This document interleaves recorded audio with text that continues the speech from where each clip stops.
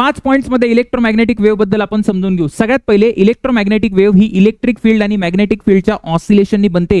हे दोघं एकमेकाच्या परपेंडिक्युलर डायरेक्शनमध्ये ऑसिलेट करायला पाहिजे. मग या दोघांच्या परपेंडिक्युलर डायरेक्शनला आपल्याला एक एनर्जी प्रोपोगेट होताना दिसते, त्यालाच आपण इलेक्ट्रोमॅग्नेटिक वेव्ह म्हणतो. इकडे जर तुम्ही बघायला गेला तर इलेक्ट्रिक फील्ड ही वाय ऍक्सिसच्या अलॉंग ऑसिलेट करते आणि मॅग्नेटिक फील्ड ही झेड ऍक्सिसच्या अलॉंग ऑसिलेट करते आणि एक्स ऍक्सिसच्या अलॉंग माझी वेव्ह आहे. जर तुम्हाला एक्झॅक्ट डायरेक्शन पाहिजे तर तुम्हाला हा फॉर्म्युला वापरावा लागेल. व्ही वेक्टर वेव्हचा velocity vector is equal to E cross B.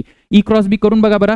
E Y axis B Z axis, E cross B केला तर अलॉंग पॉझिटिव्ह एक्स ऍक्सिस येते. त्याच्यानंतर काय, त्याच्यानंतर ही ट्रान्सवर्स वेव्ह आहे. अर्थातच ट्रान्सवर्स वेव्ह, कारण की याचे पार्टिकल्स जे आहेत ते परपेंडिक्युलर डायरेक्शनमध्ये ऑसिलेट करताय वेव्हच्या प्रोपोगेशनच्या. नंतर सगळ्यात महत्त्वाचा मुद्दा असा आहे की हे दोन्ही इलेक्ट्रिक फील्ड आणि मॅग्नेटिक फील्ड इन फेज आहे. सर इन फेजचा अर्थ काय, तर हे सोबतच मॅक्सिमम आणि सोबतच मिनिमम सोबतच झिरो अशा गोष्टी होत आहेत. ठीक आहे. त्याच्यानंतर या दोघांमध्ये इक्वल एनर्जी विभागल्या जाते. म्हणजे energy density per unit volume जर आपण बघितलं तर इलेक्ट्रिक फील्ड आणि मॅग्नेटिक फील्डचं सेम असतं. जर मला टोटल एनर्जी लिहायची असेल, ॲव्हरेज एनर्जी डेन्सिटी, तर मी लिहिल हाफ एप्सिलॉन नॉट ई नॉटचा square is equal to B naught square upon 2 mu naught. इकडे इलेक्ट्रिक फील्डची आहे आणि इकडे मॅग्नेटिक फील्डची आहे.